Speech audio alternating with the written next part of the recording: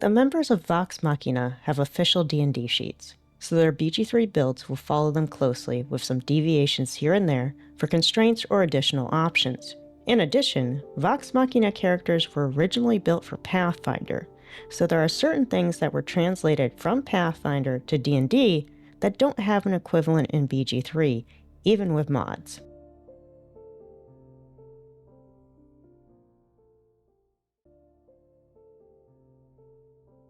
Starting with the basics, the race is going to be half-elf. Now, as for the subrace, it should be noted that Keyleth's subrace is not actually mentioned.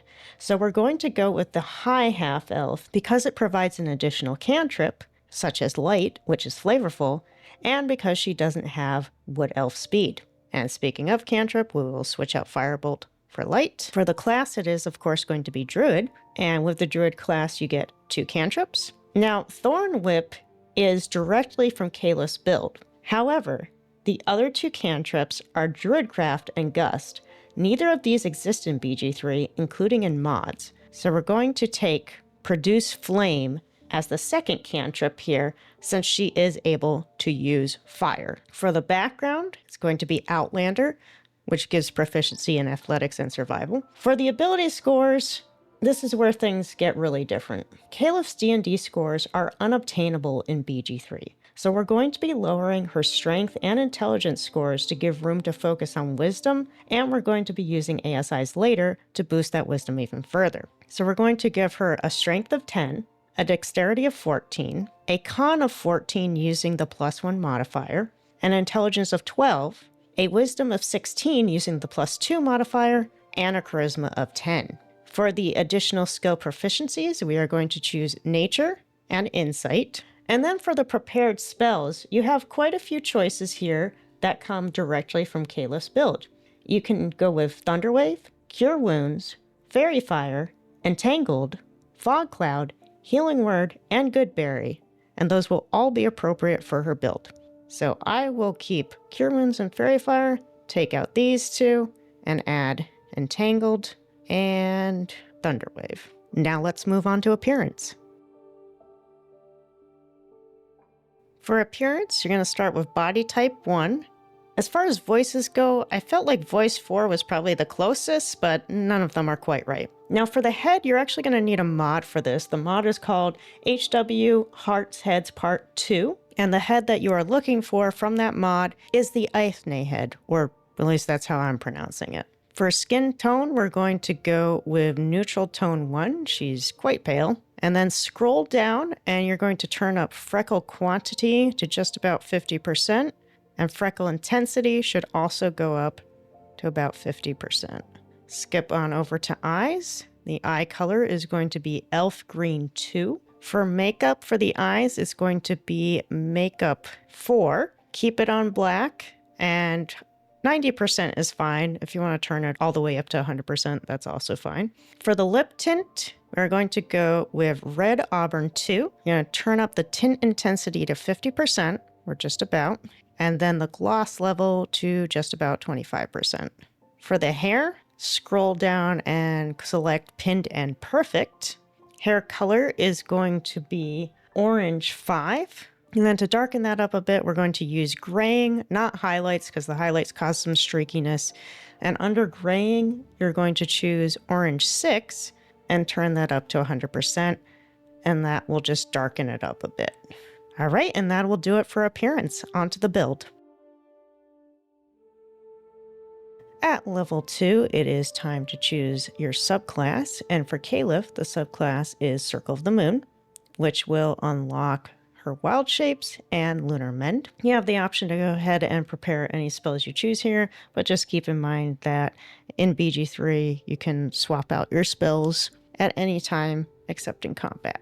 At Druid level 3, there's nothing you need to do here, just a health increase, some spell slots unlocked, and access to level 2 spells. At level 4, it is time to choose another cantrip and your first feat. So for the cantrip, we don't have any cantrips available to us at this point that are on the official build. However, we do know that guidance has been used in the campaign, and we do see moments throughout the show that suggest she's using it as well. So we're going to go with guidance here. And then for the first feat, we are going to do ability score improvement and bring up wisdom to 18. At level 5, nothing we need to do, just unlocking third level spells and Wild Strike. At level 6, again, nothing we need to do here. There's a health increase, another spell slot unlocked, Primal Strike, and some additional wild shapes. At level 7, again, a health increase, and level 4 spell slot unlocked. At level 8, another spell slot unlocked at level 4, and an additional wild shape becomes available. And it is time to choose our second feat, which again is going to be ability score improvement, bringing wisdom up to 20. At level 9, health increases, some more spell slots are unlocked, and access to level 5 spells. At level 10, it is time to choose the final cantrip, and again, nothing here matches what's on the official build, and we're down to only a few choices here. I would say that Shillelagh is probably the most appropriate out of the options here. It should also be noted, though, that at level 10, Keyleth gets access to Myrmidon wild shapes, and these can act as her elemental forms.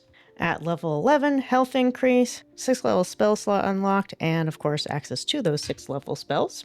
And then at the final level, Druid level 12, there's a health increase, and it is time to choose a final feat. And we're going to go with what is in the official build here, which is Skilled. And the ones we are going to choose are going to be Intimidation, Perception, and Persuasion.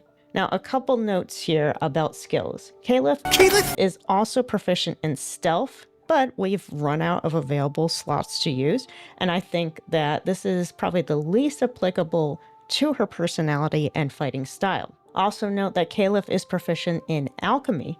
This is carried over from the character's Pathfinder build and is known as Craft in D&D, but this skill does not exist in BG3. You could use the Unlock All Alchemy Recipes mod so that Keyleth has access to make all of the alchemical substances, but keep in mind that doing this would unlock it for all of the characters in your game, not just Keyleth. I'm Keyleth. And that will do it for the build section. On to the bonus section.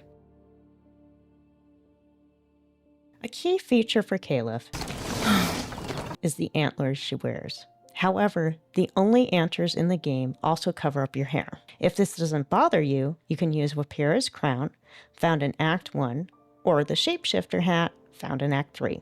The official Keyleth build has a 22 in Wisdom, helped out by her Circlet of Wisdom. That item does not exist in BG3, not in the mods either. However, there are 2 ways in BG3 that you can get your Wisdom score this high. One is to use the Mirror of Loss in Act 3, which gives any stat a +2. The other is to use the Hag's Hair in Act 1 along with Keyleth's Gift, an amulet found in Act 3. It should be noted that although Keyleth's Gift says to a max of 21, the Hag Hair buff stacks, and so does the Mirror of Loss. That being said, you could go for an impressive 24 Wisdom if you used all 3. Spoiler alert for this next part of the bonus section. Keyleth does not have her vestige of divergence in the show yet, but at this point in the story, which is Season 3 in the show, she did have it in the tabletop game. If you would like to get it, there is a mod called Critical Role Vestiges of Divergence that you can use.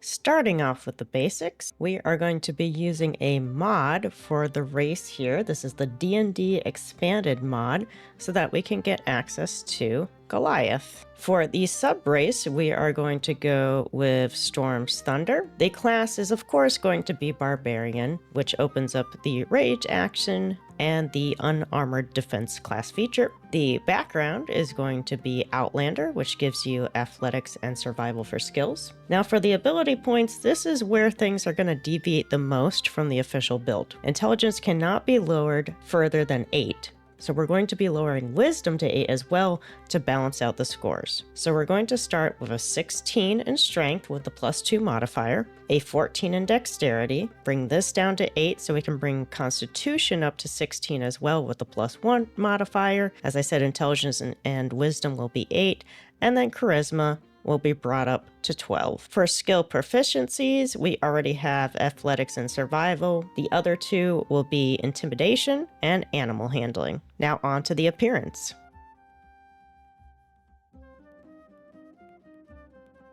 Now, the appearance here is going to be based on the Grog from the Vox Machina Amazon Prime series, because that will be more recognizable to a wider audience. So firstly, we need body type 2. None of these voices are going to work well, so I'd probably just go to the deepest one, which is voice 7, but none of them sound like Grog. For the head, we are going to go with head 1, which I think is the closest option available. There are a lot of customizable heads out there with official modding. Unfortunately, none of them seem to work with the D&D expanded races, or at least not the Goliath one, unfortunately. So maybe that's something people can work on. For the skin tone, we are going to go with dusk tone 1. Next, we're going to put on some body art. Unfortunately, the only artwork you can get right now is on the face, not the body. We are going to go with suffusion, which I think is the closest one available to what Grog has. For the tattoo color,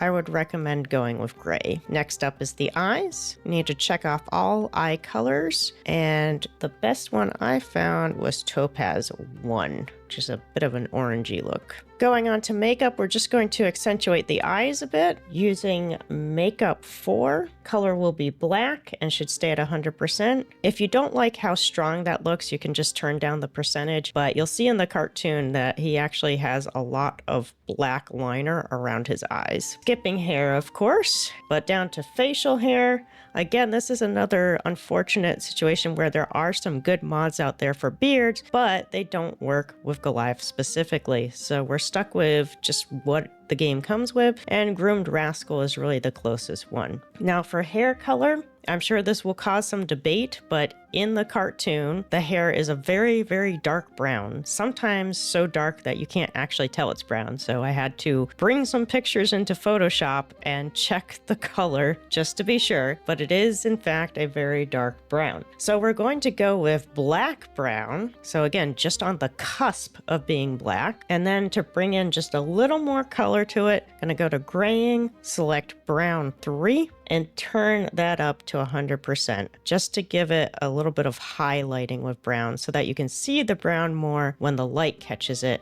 which is what we see in the show. When he's in darkness, it really looks black, but when he's in light, you can see the brown shining through. All right, and that will do it for the appearance. On to the build.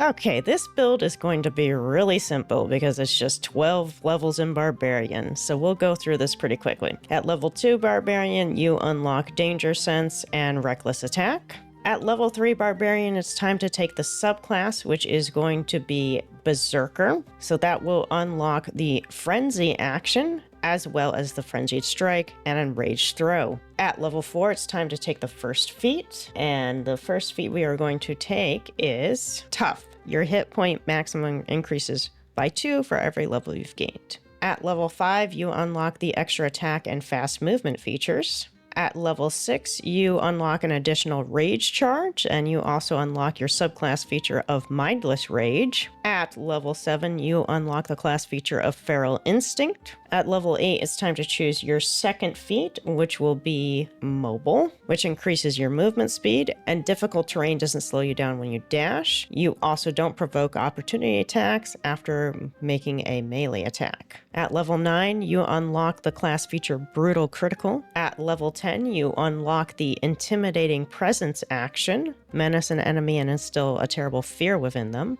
At level 11, you unlock the Relentless Rage class feature. And finally, at level 12, you unlock an additional Rage charge, and you need your final feat, which is going to be Great Weapon Master. When you land a critical hit or kill a target with a melee weapon attack, you can make another weapon attack as a bonus action that turn. Attacks with melee weapons you are proficient with and are wielding in both hands can deal an additional 10 damage at a cost of -5 attack roll penalty. You can toggle this part on and off. And that will do it for the build, so we'll move on to the bonus section.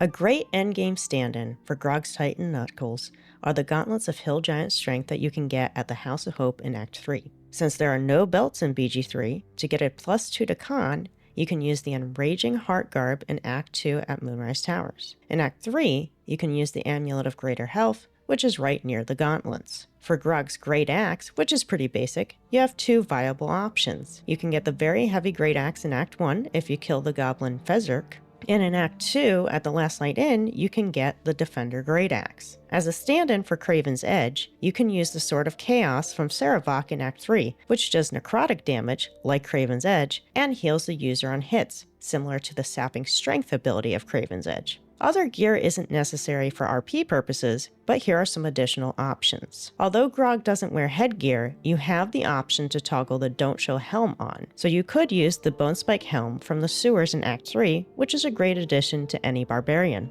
For footwear, the Linebreaker boots, found in the Shattered Sanctum in Act 1, synergize well with the mobile feet. For late-game footwear, the Bonespike boots from Rivington in Act 3 are a great choice for barbarians.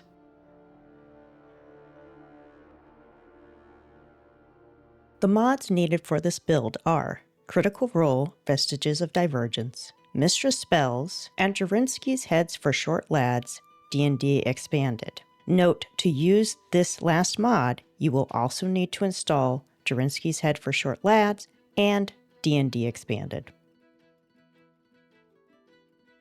Starting with the basics, Scanlan is of course a gnome. And fortunately with Scanlan, we actually do know for sure which subrace he is, which is the Forest Gnome.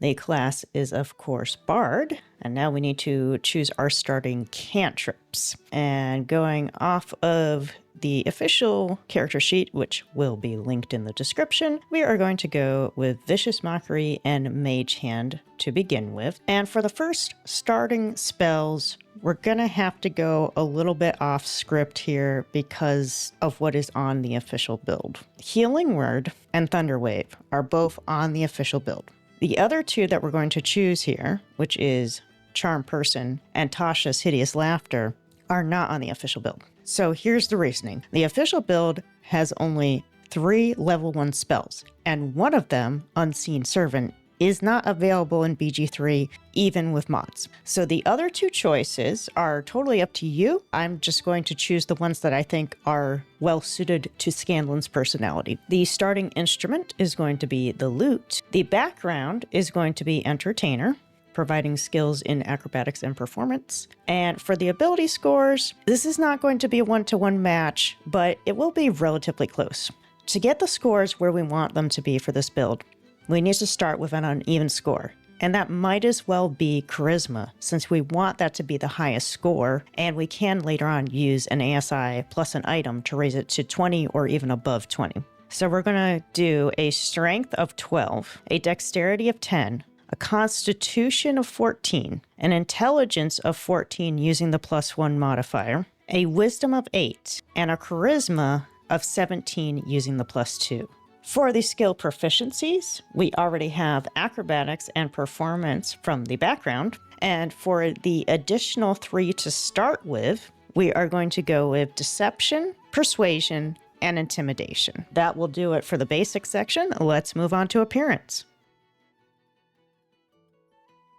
To start with, we need to switch to body type 2. Identity will stay as male. For the voices, none of them really fit. I would just stick with voice 1. It's like the highest pitched one for the male characters. For the head, again, you're going to need a mod here, which is Jarinsky's Heads for Short Lads, D&D Extended version. And you're going to want to grab not Baza, but Baza Alt. Baza Alternative. This is the closest face I could find for the gnome race for Scanlan. It'll look better once the beard is off. For the skin color, we are going to go with Warm Tone 5. The eyes are going to be Gray 1, and this is because we are basing it off of the appearance from the TV show, not the original illustrations. For makeup, we are going to add a little bit to highlight the eyes. We're going to go with makeup 1. Keep the color black, turn it down to just about 40%. For the hair, the closest I could find is Sorsha curls towards the bottom here, which gives him a little bit of a ponytail in the back. So for the hair color, we're going to go with black brown, but then we're going to use highlights and graying to accentuate it.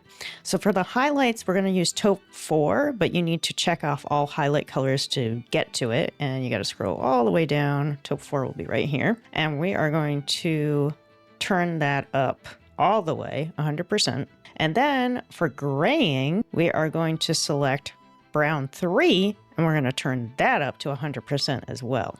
And then under facial hair, we're just going to remove this because Scanlan is clean shaven. And there we have it. That is it for the appearance, so we will move on to the build section.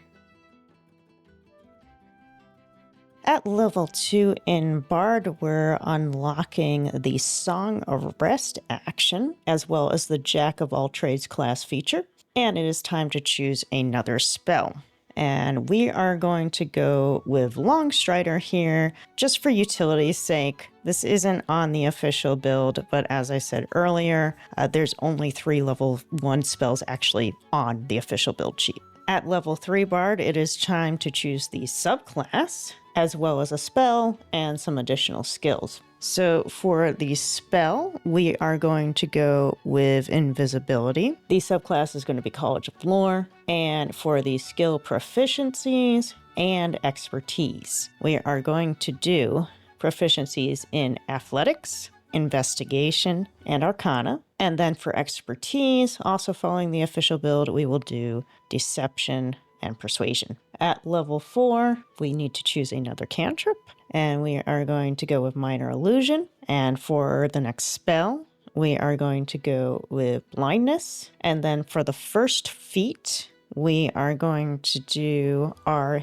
ASI into Charisma and raise it to 19, keeping in mind that we will be raising it to 20 or over using items. At level 5, you unlock Font of Inspiration and Improved Bardic Inspiration, and it is time to choose another spell. We are going to choose Stinking Cloud. At level 6, time to choose another spell, and we get access to magical secrets, as well as the Counter Charm action. For the spell for this level, we are going to go with Hold Person. And then for magical secrets, we will start with Counterspell and Lightning Bolts. At level 7, time for another spell, we're going to go with Dimension Door. At level 8, time for another spell and a feat. The spell is going to be Polymorph, and the feat is going to be Warcaster. You gain advantages on saving throws to maintain concentration on a spell. You can also use a reaction to cast Shocking Grasp at a target moving out of melee range. At level 9, time for another spell. We are going to go with Dominate Person. At level 10, you unlock Improved Bardic Inspiration, and it is time for a cantrip, a spell, more magical secrets, and more proficiencies. So for the cantrip, we are going to go with Friends. For the spell, we are going to go with Seeming. For the last 2 magical secrets, we are going to go with Banishment. And of course, we need Big B's Hand, which you will get from the mod Mistress Spells. And then for the skill proficiencies, we're taking 2 more expertise. So finishing up what is on the official build, which will be Performance and Investigation. Then at level 11, another spell. This one is going to be Eye Bite. And then at level 12, final spell and final feat. For the spell, there's nothing more we can choose that fits the official build at this level. But at a later level, Scanlan gets access to Otto's Irresistible Dance, so we're gonna go with this one. However, choose whichever one you feel would be the most fun for you. Some good choices from the mod are Mesmer's Lullaby and Motivational Speech because they work well with Scanlan's personality. And then for the feat, we are going to go with the official choice of Tough. Your hit point maximum increases by 2 for every level you have gained. That will do it for the build section. On to the bonus section. There are several ways to get the charisma score to 20 or above. You can use ASI plus Hag Hair, ASI plus Birthright, Actor plus Birthright, or ASI plus Birthright plus Hag Hair. As far as armor goes, there's no equivalent to Cold Snap, so just focus on progressively getting better studded leather armor until you get the elegant studded leather armor in the Counting House in Act 3. You can dye it purple to make it look more true to the character. Scanlan had a number of different rings throughout the Vox Machina campaign. One that you can get early on is the Ring of Mind Shielding in the Underdark in Act 1. Later on, as a stand-in for the Ring of Persuasion, you can use the Ring of Geniality available at the Last Light Inn in Act 2, which provides a +1 to both Persuasion and Deception. You can get a Ring of Protection similar to the one Scanlan had in Act 1, but it requires stealing the idol from the Druid Grove. There are ways to do this without angering the Druids, but it requires some exploitation of the game's quirks. Make sure to grab Myth Carver from the Vestiges mod for Scanlan.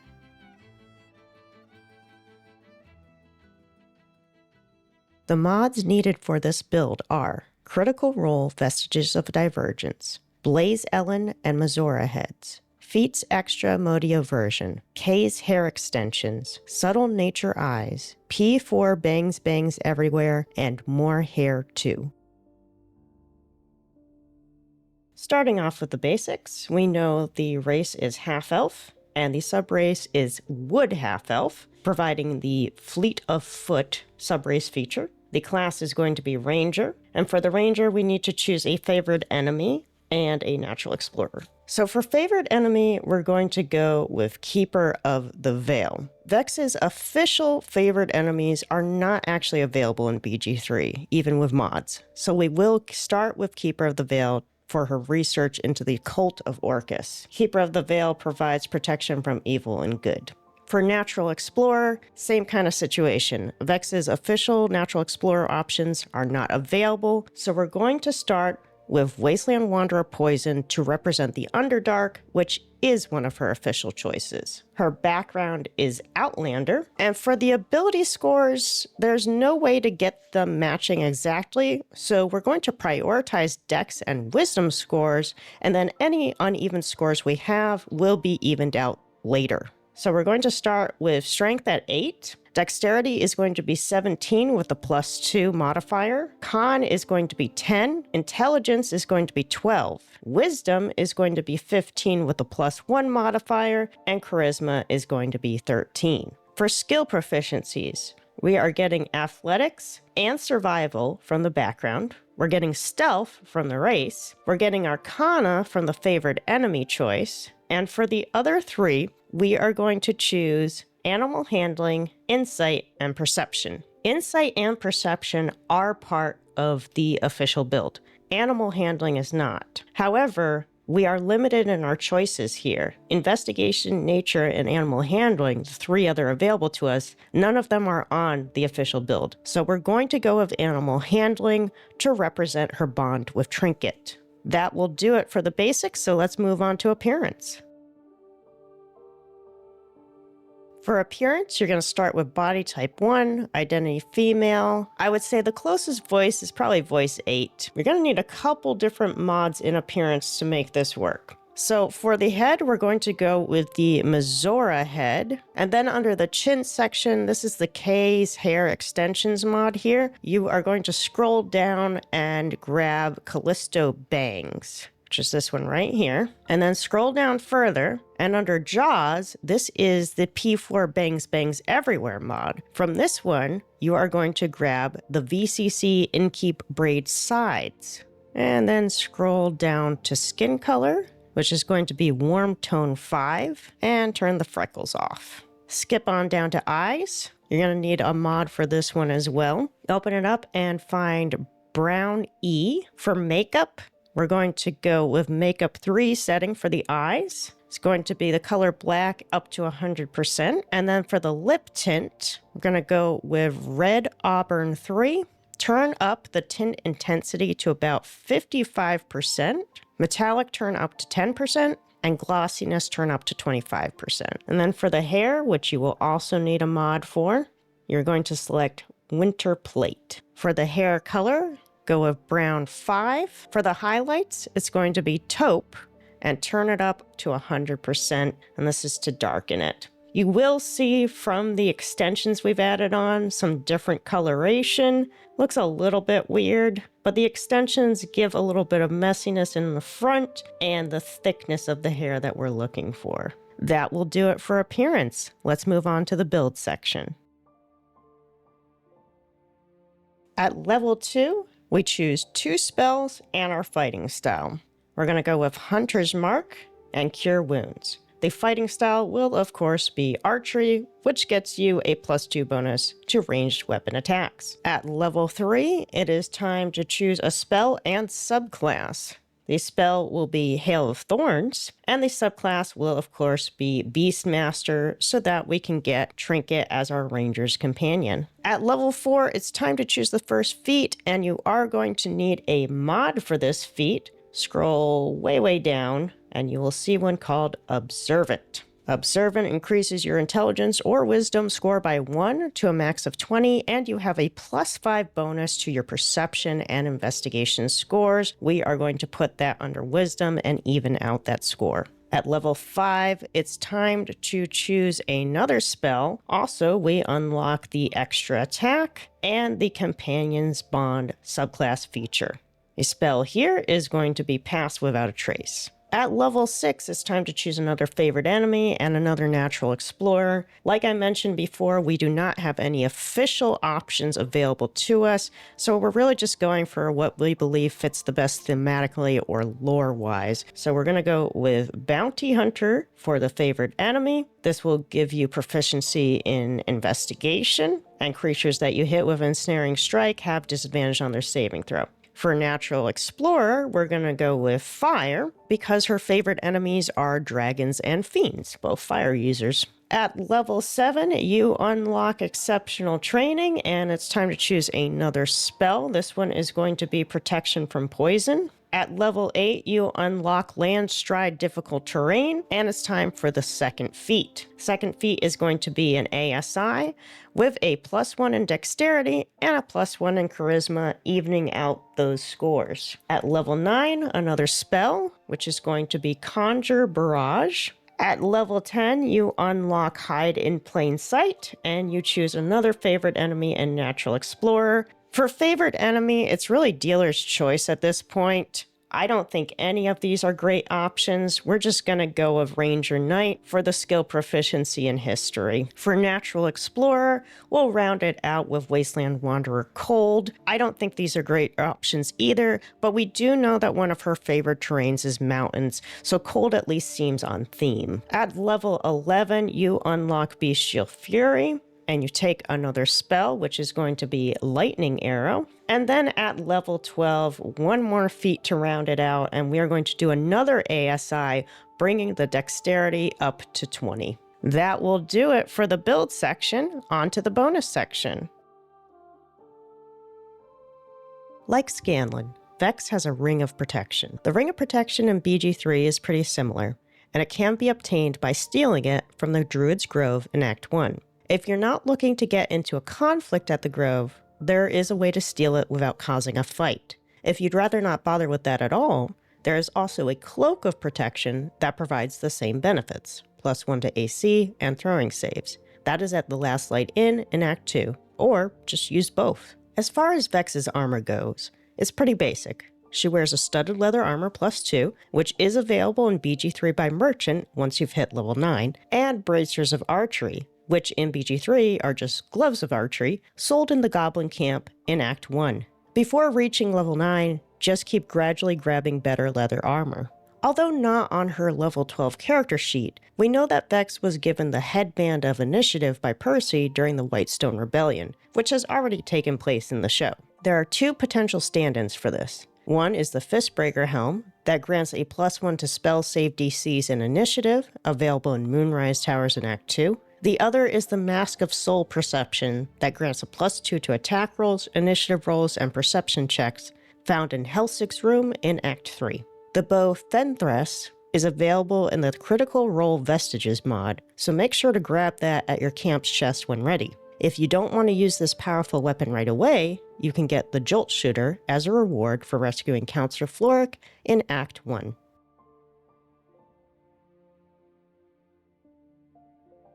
Starting with the basics, Percy is a human. The starting class is going to be Fighter. Fighting style is going to be Archery.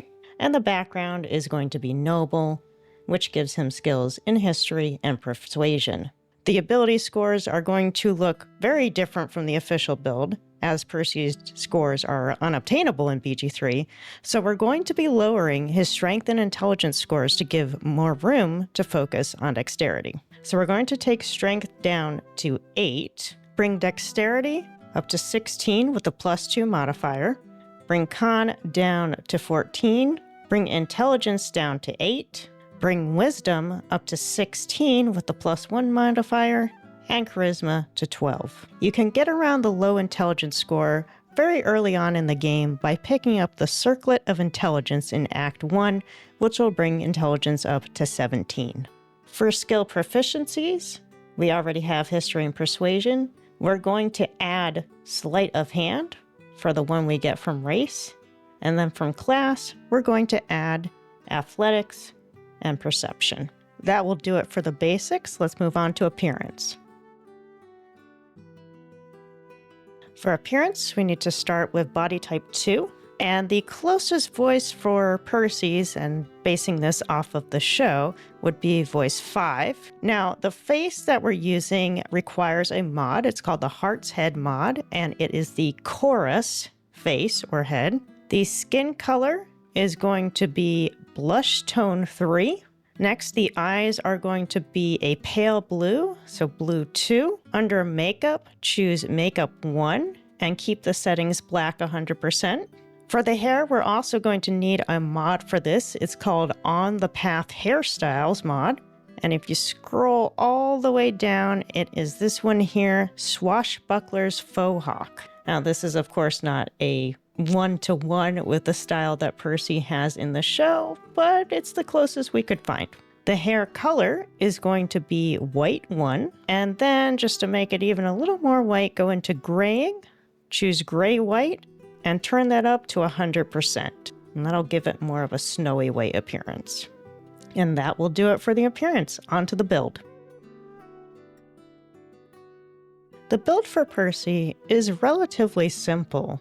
And we're finding as we're going through these Vox Machina builds that all of them are actually relatively simple. And it is more the equipment that they use and some of the oddities that came over from Pathfinder that make them seem complex. So all 12 levels will be in Fighter, so this should go pretty quickly. At level 2, you unlock your Action Surge. At level 3, you need to choose your subclass, and for Percy, it is the Champion subclass, which gives you improved critical hit. At level 4, it's time for the first feat. The first one is going to be Sharpshooter. Now, the reason Sharpshooter is so important is because you do not receive penalties from high ground rules with your ranged weapons attacks, and most of Percy's attacks will be ranged. However, you may want to consider turning off the all-in passive. As it says here, ranged weapon attacks with weapons you are proficient with have a -5 penalty to their attack roll, but deal an additional 10 damage. You can toggle this on or off.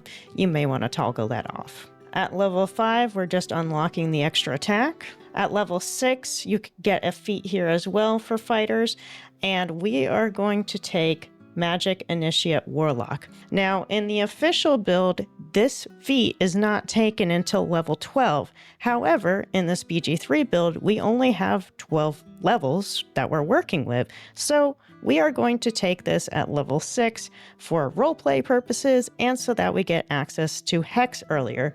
And speaking of, Hex is our choice for the spell. For the 2 cantrips, we're just going to go with what's on the build here, which is Friends and Minor Illusion. At level 7, you unlock Remarkable Athlete Proficiency and Remarkable Athlete Jump. At level 8, you get another feat. And here is where we're going to start building up the dexterity. So we're going to take ability improvement and add a +2 to dex. At level 9, you just unlock Indomitable. At level 10, it's time to choose another fighting style. We are going to go with dueling for the second one because in Percy's official build, you will see that he always has a rapier on hand.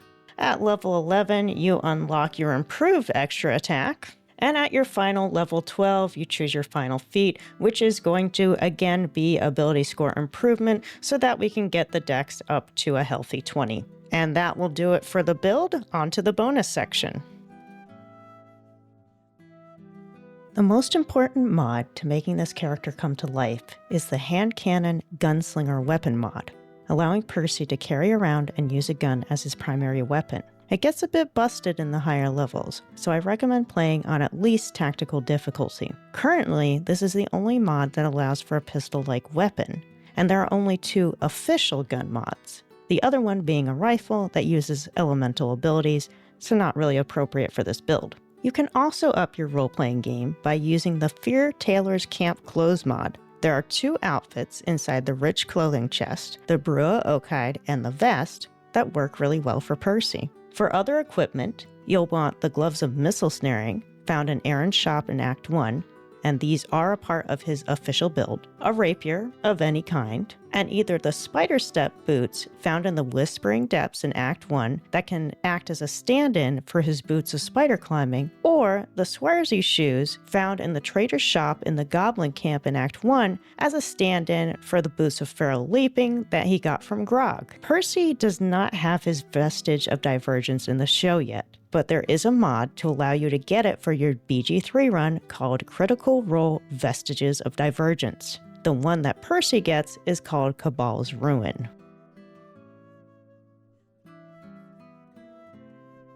The mods needed for this build are 5E1 D&D cantrips, 5R D&D backgrounds PHB 2024, Critical Role Vestiges of Divergence, Loulette New Heads, and P4 Bangs Everywhere.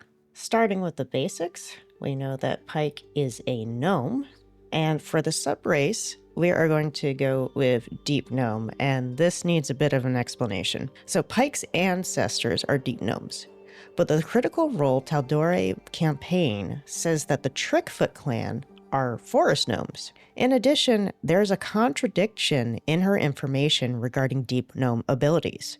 The wiki says that Pike does not have Deep Gnome abilities, but her official character level updates include Superior Dark Vision and Stone Camouflage, both of which are Deep Gnome abilities, and she does not have any Forest or Rock Gnome abilities. Therefore, we are going to go with Deep Gnome for this build.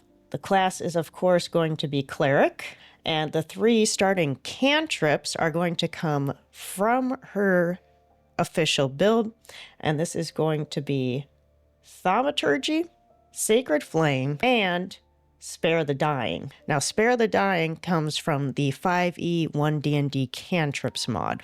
For the subclass, we are going to go with the War Domain. Technically, Pike started as a Life Domain Cleric, and after her death and resurrection, she decided she wanted to become stronger and switched over to the War Domain. We're just going to start with the War Domain. For the deity, we are going to go with Lathander. Now, Pike's deity is, of course, Everlight, and Everlight does not exist in BG3, so we are choosing the closest one available. Everlight, also known as Sanray or Ray, is the goddess of redemption, healing, and temperance, and has associations with the sun and dawn, so Lathander is the best stand-in. Now, for the background, you're going to need a mod here too. You're going to choose the Guard background. The mod is 5R D&D backgrounds. This background will give you the 2 skill proficiencies that Pike's actual background, which is Sailor, provides: Athletics and Perceptions. It also gives you the Alert feat. Now, the Sailor background does exist in this mod as well, but the skill proficiencies do not match what is in D&D for some reason. If you don't mind having the extra feat, go with the Guard background. If you really don't want that extra feat, your next best option is to take the Outlander background. Now, when it comes to ability scores, oddly enough, unlike the other Vox Machina characters we've done so far, Pike's scores are pretty much obtainable, as long as you're willing to ditch some uneven scores. However, we are going to leave the strength score uneven so that you can use the hag hair later on to get the strength up to 14. So we are going to put the strength at 13, the dex at 10, the con at 12, the intelligence at 12, the wisdom at 16 with the +2 modifier, and the charisma at 14 with the +1 modifier. This is very close to her official ability scores. As for the skill proficiencies, You get athletics and perception from the background. And for the other two, we are going to go with religion and medicine. Now, religion is from Pike's official build, but medicine is not. However, in BG3, the cleric class gives you 2 skill proficiencies, so we're going with medicine because it works well with her class. For the 4 prepared spells, we are going to also follow the official build as much as possible. We will be going with Cure Wounds, Guiding Bolt, Healing Word, and Sanctuary. Now, on the official build, there are only 3 level 1 spells listed, so you can choose the 4th one as whatever you like. We are personally going to go with Sanctuary because we know she gets access to that spell later on. All right, and now we will move on to appearance.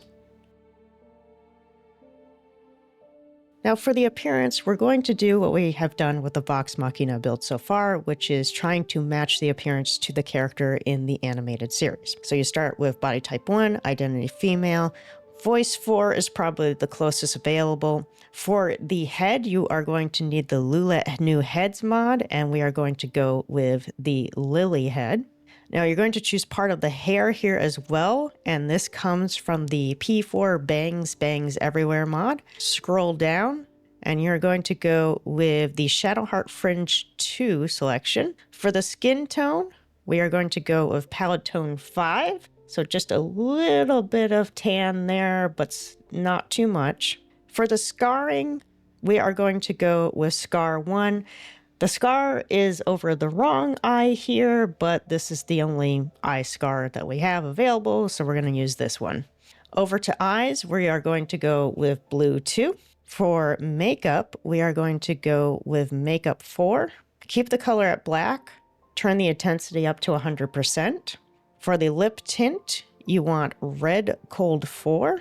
Turn the tint up to 30% intensity, and the metallic level up to 10%. Down to hair, you're going to choose the mongoose tail haircut. Now, this is not exactly like Pike's haircut in the show. The ponytail is obviously a lot longer, but it's basically the only low ponytail available for the gnome race. Unfortunately, there are some really great hair mods that would fit her style better, but they are not available for this race. So we are using the bangs mod to provide some of that hair in the front that we see in the show. For the hair color, we are going to go with Blonde Ash 1. For the highlights, it is going to be Natural Blonde 2. I'm going to turn up the intensity all the way to 100%, and this just brings in a little bit more color. Okay, and that will do it for the appearance. On to the build. The build for Pike, like the other Vox Machina builds so far, is relatively simple because there is no multi-classing. So at level 2 Cleric, there's nothing you need to do here unless you want to mess around with your prepared spells. You are unlocking the Turn Undead action, pray to turn all undead that can see you, and the Guided Strike action. You gain a +10 bonus to your attack roll. At level 3, again, nothing to do unless you want to change the prepared spells. You unlock the Magic Weapon spell and the Spiritual Weapon spell. At level 4, it's time to select another cantrip. I am personally going to go with Word of Radiance. However, there are only 3 cantrips listed on Pike's official character sheet, so this is dealer's choice. I think Word of Radiance is somewhat flavorful with the Dawn Martyr armor, so that's what I'm going to go with. It's also time to choose the first feat. The first feat is going to be ability score improvement with a +2 into wisdom. At level 5, nothing to do here. Spells unlocked are Spirit Guardians and Crusader's Mantle. At level 6, you're just unlocking your subclass feature, Channel Divinity War God's Blessing. Endow a nearby ally with the glory of your god to grant them a +10 bonus to their attack roll. At level 7, you unlock the spells Stone Skin and Freedom of Movement. At level 8, you unlock the Divine Strike weapon action, and it's also time to choose the second feat. For the feat, we're going to take Skilled, and we're going to take the points in Stealth, Sleight of Hand, and Persuasion. Now, in Pike's official build, she does not take the Skilled feat until level 16. But since we are only doing 12 levels, we're taking it early so that it can be used more often. Also, we only know that stealth and persuasion were taken here. The third is unknown, so we're going to go with sleight of hand since the Trickfoot family was known for being thieves. At level 9, you unlock the spells Flame Strike and Hold Monster. At level 10, it's time to choose another cantrip. We're going to go with Guidance. As stated earlier, this is dealer's choice because we don't know the rest of the official cantrips. Guidance is a good functional choice, so we're going to choose that. At level 11, nothing really going on here. And then at the final level 12, you choose your final feat. And once again, it's going to be ability score improvement with a +2 in wisdom to get that up to 20. That will do it for the build section. Onto the bonuses. Some of Pike's equipment simply doesn't have a good analog in BG3, that being her Celestial Shield and her Frostbrand Short Sword. For the shield, I recommend grabbing the Shield of Devotion in Act 2 at the last line in, simply because it's great for clerics. For a short sword, just grab something decent like the Short Sword +2 or the Baneful Short Sword to have on hand in case the enemy is resistant to bludgeoning damage, as your main weapon will be a mace. For Pike's Mace of Disruption, the Blood of Lathander from the Crash in Act 1 is a great stand-in, with a similar Shining Light ability and debuffs to the undead. For Pike's Sprinter Boots, you can use the Boots of Speed, gifted or scavenged in Act 1 in the Underdark, which are very similar. The Gauntlets of Ogre Power have a great stand-in, the Gauntlets of Hill Giant Strength, found in the House of Hope in Act 3. Although it should be noted that the Gauntlets of Hill Giant Strength are stronger than the Ogre Power ones. The Gauntlets of Ogre Power is a piece of equipment that was exchanged multiple times between Grog and Pike. When Grog got his Titanstone Knuckles, Pike kept the gauntlets. Because there is a mod for the Vestiges, you can let Pike use the gauntlets even if you have Grog in the party too. And speaking of the Vestiges mod, you're going to want it for Pike as well, so that she can gain access to the Plate of the Dawn Martyr. For some odd reason, the creator of the mod made the plate light armor, so have fun sneaking in full plate.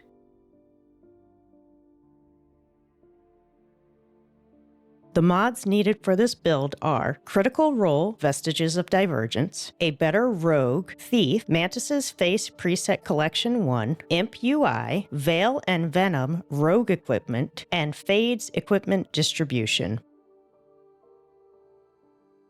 Getting started with the basics, Vax is a half-elf, and the subrace is Wood Half-Elf. His class is Rogue. The background is Urchin, giving skill proficiency in sleight of hand and stealth. For the ability scores, there's no way to get these matching exactly, so we're going to, of course, prioritize dex, and then any uneven scores here are going to be evened out later in the build. So we will start with a strength of 12, a dex of 17 using the +2, a con of 10, an intelligence of 13 using the +1, a wisdom of 12, and a charisma of 12. The intelligence score there probably doesn't make sense, but we're just trying to keep it as close to the actual build as possible. Now, for the skill proficiencies and expertise, we know that we get sleight of hand and stealth from the background that was chosen. The additional ones are going to be acrobatics, intimidation, investigation, and perception. Now, note in the official build that Vax has 5 proficiencies, but we are limited to 4 choices. So we cut out persuasion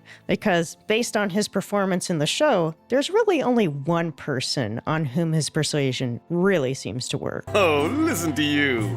Don't stop. I can't take it. As for expertise, we are going to put that under acrobatics and perception. That will do it for the basics. Let's move on to appearance. For the appearance, we want body type 2. For the body type, we want type 2. Keep identity as male, keep voice as voice 1. We're going to use our first mod here, which is for the head. We are going to choose the one that says Aaron. Scroll down to skin color. We're going to choose neutral tone 3. Skip on down to eyes and choose brown 3. Down to makeup, we're going to go with makeup 1, but we're going to lighten that up quite a bit. We're going to take it down to 35% intensity, just for a little bit of enhancement around the eyes. Then down to hair, we are going to go with the hairstyle called Fair Forester. The hair color is going to be brown 5. And then for the highlights, check off all highlight colors, choose taupe, and turn the intensity up all the way. And that will do it for appearance. On to the build section. As soon as you get to level 2, you are going to notice a change. And this is from one of the mods called A Better Rogue-Thief. At level 2, in addition to unlocking your cunning actions, you also need to choose a fighting style. So obviously for Vax's build, the only thing that really makes sense here is two-weapon fighting. So that's what we're going to take. Now at level 3, this is where we're kind of diverging a bit from the official build, but it is still going to be very similar. Instead of going with the traditional subclass of Assassin, we're going to go with Thief, because this is the subclass that the mod builds off of.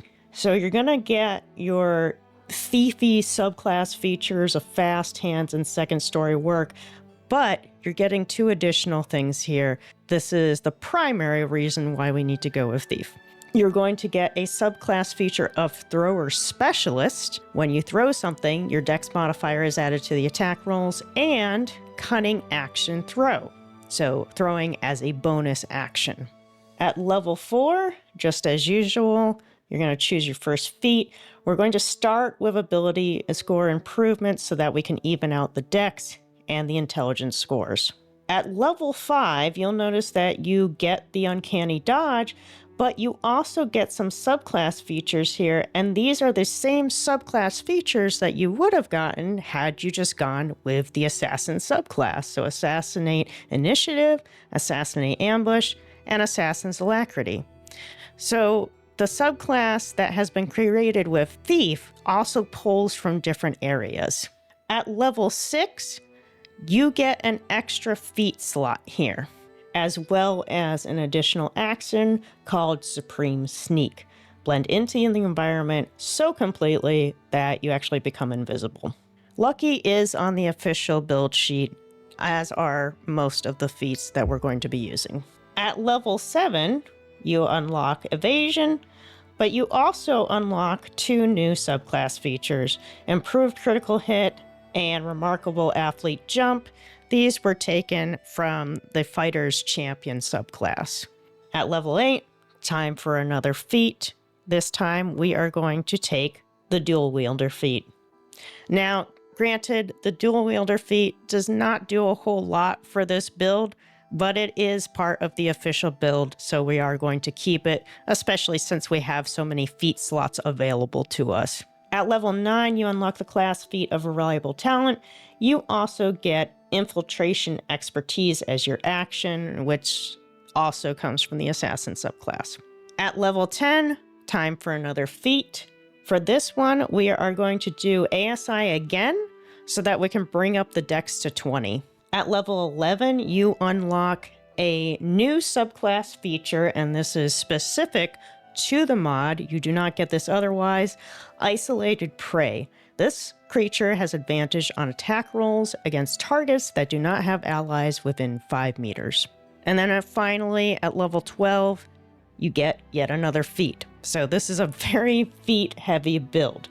At this point, it's really dealer's choice. You've already taken multiple feats from the official build, which is Lucky, Dual Wielder, and at least 1 ASI. Now, I should note that the official choice here would be Sharpshooter. However, Sharpshooter doesn't actually work for this build because it only impacts ranged attacks, not throwing attacks. So there's really no point in taking that.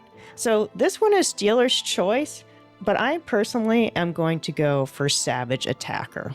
That will do it for the build. Let's move on to the bonus section. Vax's primary armor will be the Deathwalker's Ward that you get from the Vestiges of Divergence mod, which you get access to almost immediately. But if you'd like to hold off on wearing that until later, just use progressively better variations of leather armor until you're ready to switch. For Vax's boots, the Boots of Haste that he uses are also included in the Vestiges of Divergence mod, so make sure to grab those too. For Vax's cloak, there is actually a Cloak of Displacement in BG3, which you can get from Danthalon's Baldur's Dancing Axe in Act 3. For Vax's weapons, there are no good stand-ins for the Flame-Tongue Dagger. However, you can use the Sword of Life-Stealing, which is pretty much the same as the Dagger of Life-Stealing that Vax uses. It's just a short sword in BG3 for some reason, and it's available at the Last Light Inn in Act 2. And for your second weapon, you can use the Short Sword of Venom from the Veil and Venom Rogue Equipment mod, which can act as a stand-in for the Dagger of Venom, and it is found in the House of Healing Graveyard in Act 2. Just don't forget to switch one of these weapons to Whisper from the Vestiges of Divergence mod when you're ready. If you've made it to the end of the video, firstly, congratulations! That was quite the long video. Secondly, thank you for taking the time to watch all of our Vox Machina builds. We really hope you enjoyed this series. We have many more builds coming up, but please keep an eye out for the polls we post on the channel, as those directly impact the builds that we plan. And if there are other games that you would like to see builds for, drop us a comment. Thanks for watching.